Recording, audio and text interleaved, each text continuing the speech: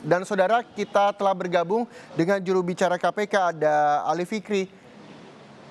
Selamat siang, Pak Ali Fikri. Selamat siang, Mas Reza. Ya, Pak, ini seperti apa proses pemeriksaan Mardani Maming yang telah menyerahkan diri ke KPK siang hari tadi?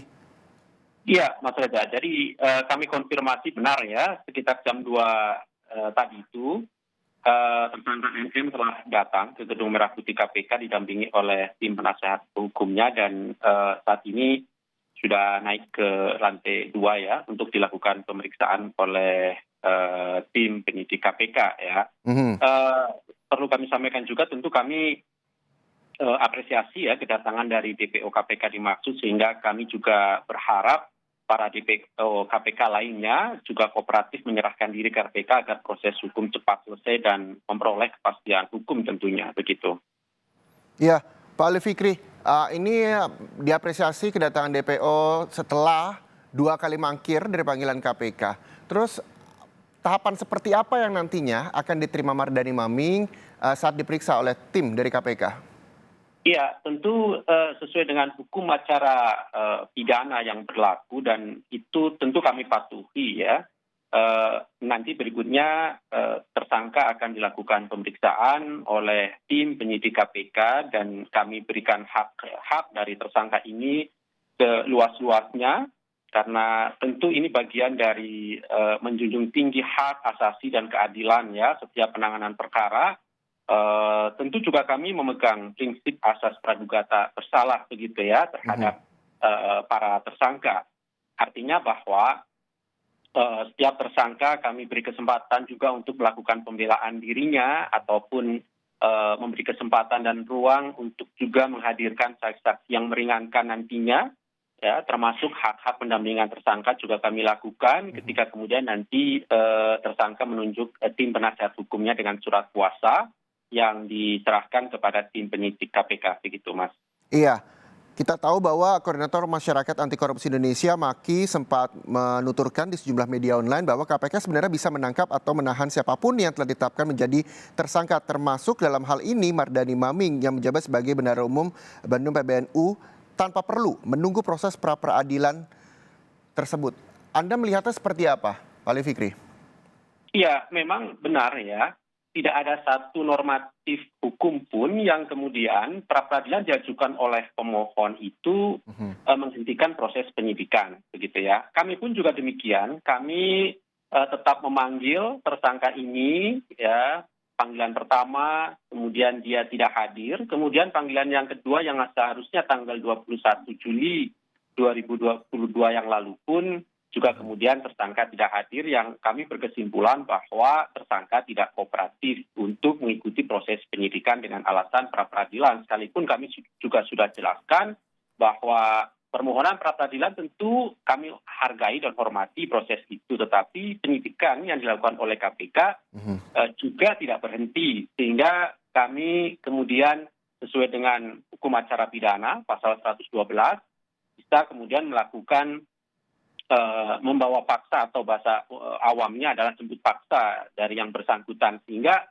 kami lakukan penggeledahan tempat ya tempat tinggal atau tempat kediaman dari tersangka ini dalam rangka pencarian dari yang bersangkutan.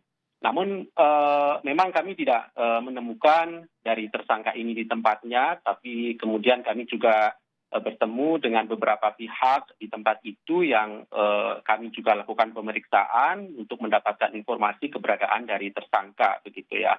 Artinya proses-proses itu sudah dilakukan sehingga sesuai dengan mekanisme hukum kemudian kami memasukkan tersangka ini ke daftar pencarian orang. Jadi ketika KPK ataupun bahkan penegak hukum lain memasukkan seorang tersangka ke daftar pencarian orang adalah sebagai bentuk keseriusan kami untuk menyelesaikan perkara ini dengan cepat, tepat, dan efektif begitu ya. Tentu berkeadilan dan memberikan kepastian hukum terhadap tersangka itu sendiri begitu. Jadi kami juga ingin sampaikan bukan berarti ketika kami menerbitkan DPO kami lepas tanggung jawab begitu ya terhadap proses-proses penyidikan. Tapi justru itulah kami ingin buktikan keseriusan kami dengan melakukan pencarian memasukkan tersangka kepada daftar pencarian orang dengan harapannya kami bisa publikasikan pada halayak umum secara terbuka. Dan ya kita tahu bahwa pemberantasan korupsi itu kan membutuhkan peran serta masyarakat, sehingga masyarakat yang memperoleh informasi tentang keberadaan para tersangka yang itu menjadi DPO KPK bisa langsung menginformasikan kepada kami dan aparat penegak hukum terdekat, begitu ya, sehingga kami tidak lanjuti.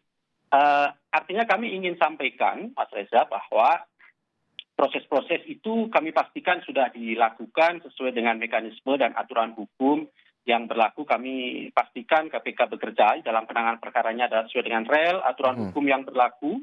Kami tidak ingin menegakkan hukum dengan cara melanggar hukum itu sendiri. Itu prinsip kami, sehingga hak-hak dari tersangka pasti kami perhatikan. Ya. Kemudian juga kesempatan yang sama kami berikan karena kita tahu ada asas praduga tak bersalah dan ini kami junjung tinggi, begitu. Iya. Mardani Maming merupakan tersangka kasus korupsi perizinan tambang di Kabupaten Tanah Bumbu, Kalimantan Selatan. Sudah diketahuikan dan secara pasti nilai kerugian negara yang disebabkan oleh Mardani Maming sendiri, Pak Ali Fikri? Iya, pasal yang kemudian kami terapkan sejauh ini, dan ini kami sudah sampaikan ya ketika pra-peradilan sebagai jawaban dari KPK atas dalil dan dasar dari diajukannya permohonan oleh tersangka dimaksud. Bahwa pasal-pasal adalah pasal-pasal dugaan suap dan gratifikasi yang diduga diterima ya oleh tersangka ini ketika menjabat sebagai Bupati Tanah Bumbu saat itu, begitu ya. Di dalam putusan hakim peradilan kemarin, kami sangat apresiasi ya, karena memang apa yang diputuskan oleh hakim peradilan disebutkan peradilan tidak berbicara mengenai esensi materi dari proses penyidikan. Karena memang sejatinya demikian, bahwa peradilan itu tidak berbicara mengenai esensi sekalipun dari pihak pemohon kemudian mencoba untuk membuka apa yang menjadi materi substansi dari proses penyidikan di proses pra-peradilan yang sesungguhnya itu tidak tepat. Yang kemudian yang kedua, bahwa tentu mengenai proses dan materi substansi penyidikan yang sedang kami lakukan ini, ujinya atau akan diujinya nanti adalah pada pengadilan tindak pidana korupsi atau pengadilan tipikor, bukan di pra-peradilan. Begitu, Mas Reza. Oke, Pak Ali Fikri, yang juga menjadi pertanyaan adalah selanjutnya apa yang nantinya akan dilakukan KPK? Apakah keluar dari gedung KPK, terus KPK akan memberikan keterangan pers seperti biasa ketika usai pemeriksaan DPO, lalu DPO nanti akan ditahan di mana? Bisa dijelaskan sekali lagi Pak untuk didengarkan oleh pemirsa Kompas TV? Ya, jadi prosesnya adalah tim melakukan pemeriksaan ya, dengan didampingi oleh penasihat hukumnya. Berikutnya nanti upaya paksa penahanan dilakukan ataukah tidak tentu wewenang sepenuhnya dari tim penyidik KPK ya. Tentu ada syarat subjektif, ada syarat objektif yang kemudian akan diputuskan oleh tim penyidik KPK.